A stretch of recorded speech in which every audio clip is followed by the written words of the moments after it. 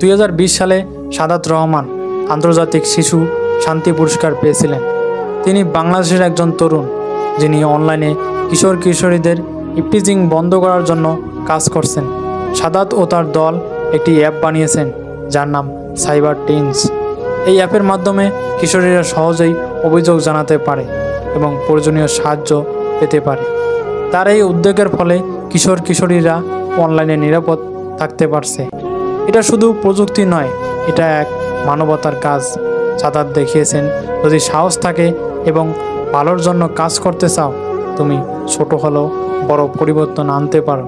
একটি ছোট চিন্তা, একটি ছোট উদ্যোগ অনেকের জীবন বদলে দিতে পারে।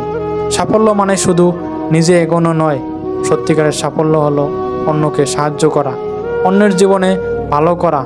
সাদাত রহমান এই পথ দেখিয়েছেন সাহস, ইচ্ছা এবং ভালোবাসার মাধ্যমে। আপনিও আজ থেকে ভাবুন, আমি কিভাবে অন্যের জন্য কিছু ভালো করতে পারি। কারণ ছোট চেষ্টা আজকের কাজ, কিন্তু আগামী দিনের বড় পরিবর্তন।